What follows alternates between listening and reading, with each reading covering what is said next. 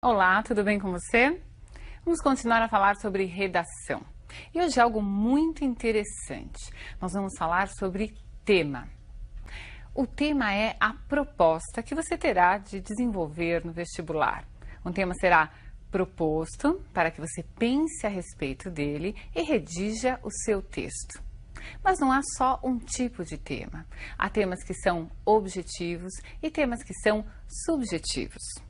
Para entender a diferença entre esses dois tipos de tema, eu gostaria antes que você prestasse atenção à diferença entre conotação e denotação. Uma nomenclatura muito utilizada nos vestibulares, em qualquer prova que você vá fazer de interpretação de texto, né, e que vai influenciar sim na sua interpretação temática. Vejamos o que é a conotação e o que é a denotação. Leia na tela. Denotação. A palavra será usada em sentido literal. Nós temos como marca da denotação a objetividade. Sempre que se disser esse texto é denotativo, é porque é um texto objetivo. A palavra tem sentido literal. A conotação é uma permissão, digamos assim, para que nós possamos utilizar a linguagem num sentido figurado, um sentido que nós desejamos atribuir àquela palavra. Então, nós dizemos que a marca da conotação é a subjetividade. Leia esse texto, que faz parte são versos de uma música do Gilberto Gil, que você deve conhecer, para que nós entendamos essa questão da denotação e da conotação. Veja lá. Uma meta existe para ser um alvo. Bom, essa é uma definição clara, objetiva do que é meta. A meta é um alvo. Mas quando o poeta diz meta, pode estar querendo dizer o inatingível. Veja, o próprio Gilberto Gil está dizendo que, se o poeta usa a palavra meta, ele pode estar utilizando em sentido conotativo e não estar desejando querer que aquela palavra signifique o que ela realmente no dicionário significa, né? Meta é igual a alvo, mas ele quer que meta seja qualquer outra coisa, quem sabe até o inatingível. Você percebeu? Então, a conotação permite àquele que faz uso da palavra a figuração. É possível usar a palavra fora desse sentido real. Quando eu falo em real, eu estou falando do sentido dicionarizado, objetivo, aquele que todos dominam e conhecem. Há temas que vão aparecer no vestibular em que vai ser necessário a sua interpretação. São os temas subjetivos, em que a conotação predomina. Vejamos um exemplo de tema subjetivo e, imediatamente a esse tema subjetivo, nós vamos verificar como é possível fazer a delimitação do assunto. Sim, você vai interpretar o tema e vai pensar quais são as possibilidades de tratar esse tema. Ele é subjetivo, eu vou interpretá-lo. E como eu posso associá-lo a coisas concretas da sociedade, do dia a dia, da economia mundial, da sociedade, enfim, no aspecto social, econômico, político, como você desejar. Mas é necessário fazer essa interpretação e delimitação. Depois desse processo é que você vai redigir a sua tese, que nós já falamos, é aquela afirmação central que será desenvolvida no decorrer do seu texto. Vamos ao exemplo. Esse tema é subjetivo, veja, tudo que é sólido desmancha no ar. Sobre o que eu estou falando? O que é esse sólido? Sobre o que eu devo falar? Será que eu vou fazer aqui um tratado de física? Será que eu vou fazer aqui, mostrar todos os meus conhecimentos acerca da química? Talvez não seja esse o ponto de vista que o examinador quis que você demonstrasse. Observe que a referência abaixo, essa frase foi retirada do Manifesto Comunista de Karl Marx. É muito importante para que você faça a delimitação do assunto. Se você não souber nada sobre a referência, Tudo bem, mas tente sempre trazer aquele tema subjetivo para questões objetivas. Aí aparecem na tela duas sugestões.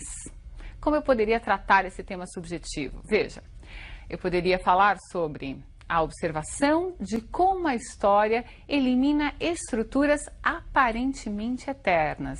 Lembre-se, tudo que é sólido desmancha no ar. Eu posso pensar que o sólido não se desmanchará, mas observando a história, eu verei que essas estruturas se modificam. Outra possibilidade. Trata-se de uma referência às instituições, comportamentos, modelos econômicos que se modificam no tempo. Para isso, você vai buscar fatos do seu dia a dia, fatos que você já tem arquivado aí em sua mente e que sirvam como exemplos para serem colocados no desenvolvimento da sua tese. Nós vamos ver agora um exemplo de tese acerca deste tema, né, e de uma dessas possibilidades de delimitação do assunto que eu estou propondo. Você pode ter aí outras ideias acerca desse tema. Então, leia a tese que eu redigi para que você tenha uma ideia de como tratar este tema segundo a delimitação de assunto que eu propus. Leia comigo. Nosso cotidiano parece cercado por estruturas fixas, imutáveis, sejam instituições, relações de poder, formas de vida. Mas, se dermos um passo atrás e olharmos a história, o que encontramos é uma sucessão de transformações, em que essas estruturas, que pareciam eternas, são criadas e destruídas. Essa é a minha tese, que eu fiz a partir da minha delimitação do assunto, do tema que foi proposto de forma genérica e é subjetivo. Cada pessoa vai interpretar de uma forma, mas existe um campo, né, de possibilidades para essa interpretação. Mesmo sendo o tema subjetivo, você terá, obviamente, de comprovar dentro do seu texto qual é a relação da delimitação que você fez com aquele tema que foi proposto. Temas objetivos são mais fáceis de serem tratados. Num primeiro momento, se aparece como tema violência, eu sei que eu só posso falar sobre violência. Isso facilita para mim no vestibular? Pode parecer que sim, mas pense que você estará concorrendo com várias pessoas e todas entenderam exatamente o mesmo que você. Ninguém vai deixar de falar de violência. Então, é verdade, você não vai ter dificuldade para interpretar. Não é necessário interpretar, você vai ter só de delimitar o assunto, mas a sua originalidade será muito importante. Buscar pontos de vista que talvez não sejam tão comuns, não sejam chamados lugar comum, aquilo que todo mundo diz acerca daquele tema objetivo. Vamos ler um tema objetivo, as delimitações de assunto que eu proponho a este tema e uma possibilidade de tese. Veja, o tema é claro, desenvolvimento e meio ambiente. Eu só posso falar sobre desenvolvimento e meio ambiente, não tenho outra opção. Vejamos então as possibilidades de delimitar esse tema, as delimitações desse assunto tratado no tema.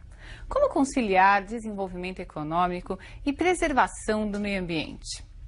Estar o meio ambiente em estado de degradação é sinal de evolução da sociedade capitalista ou involução? Vejam, colocamos aí duas possibilidades de se delimitar o assunto proposto no tema. O que nós vamos fazer agora é a leitura de uma tese. Observe que essa tese partiu de uma das delimitações. Você delimita, escolhe a sua delimitação e redige a tese. Vejamos a que eu fiz para você como exemplo. Depois de as grandes potências econômicas passarem pelo período de exploração da maior parte dos recursos naturais existentes e pelo completo descaso com o meio ambiente, surge a preocupação em se controlar esse processo, antes desordenado, para que se possa falar em gerações futuras. Muito bem, essa foi a tese. Então, falamos de desenvolvimento e meio ambiente. Se antes as sociedades, as grandes detentoras aí do capitalismo, do poder econômico, não se preocupavam com a questão do meio ambiente, hoje são obrigadas a se preocupar, porque senão não se falará em gerações futuras. Tudo bem? Entendido isso? Tema subjetivo você vai interpretar, mas sempre vai passar pela delimitação do assunto para você redigir sua tese. O tema objetivo, ele é apresentado de forma direta, clara. Você vai, mesmo assim, fechar o leque de possibilidades, delimitar o assunto e construir a sua tese. Outro aspecto interessante que vale a pena nós falarmos nessa aula é acerca da diferença entre tema e título. Você não deve confundir a proposta com o nome que o seu texto vai ganhar. O título é o nome que você vai escolher para o seu texto. Muitos dizem que o título é obrigatório. Não é verdade. Tudo depende de como é feita a proposta naquele vestibular que você estiver prestando. Se for expressa, se for expresso o pedido para que você coloque título, se você não colocar, é claro que será descontado da sua nota a ausência desse título. Agora, se não houver de forma expressa esse pedido para que você coloque o título, não se poderá dizer que é obrigatória a colocação. Em todo caso, nomear o seu texto é muito interessante. Você fez o seu texto, é seu, dê um nome a ele. Esse nome pode ser retirado de o próprio título de um livro, desde que você coloque entre aspas.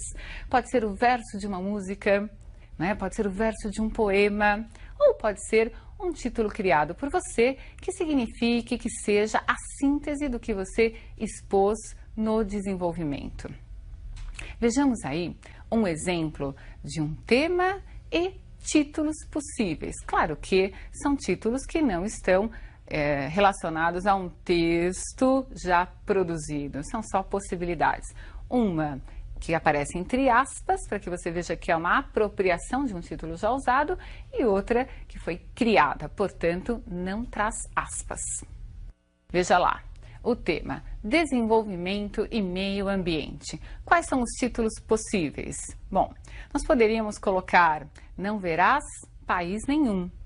Esse é o nome de um livro do Inácio de Loyola Brandão, deixando claro aí o nome do autor. Então, como eu usei o título do livro dele, eu coloco as aspas nesse título. As aspas sempre devem ter uma justificativa. Ela não é para marcar o meu título original, como o que acontece no segundo exemplo. Quais as necessidades do homem moderno? Neste caso, as aspas não foram usadas, porque o título é original. Fui eu que criei. Entenderam isso? Nada de colocar, então, aspas, de grifar o título, a não ser, no caso das aspas, que haja uma justificativa para tal colocação. Não grife seu título. Centralize o título na primeira linha da folha de sua redação. Procure não escrever com cores diferentes título e texto. Use sempre a tinta azul ou preta para o título e para o seu texto.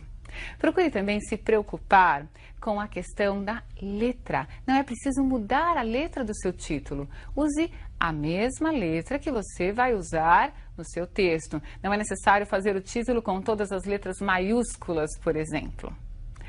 Valeram as dicas? Nós vamos continuar a falar sobre redação e outras dicas serão dadas. Eu aguardo você na próxima aula e um grande abraço.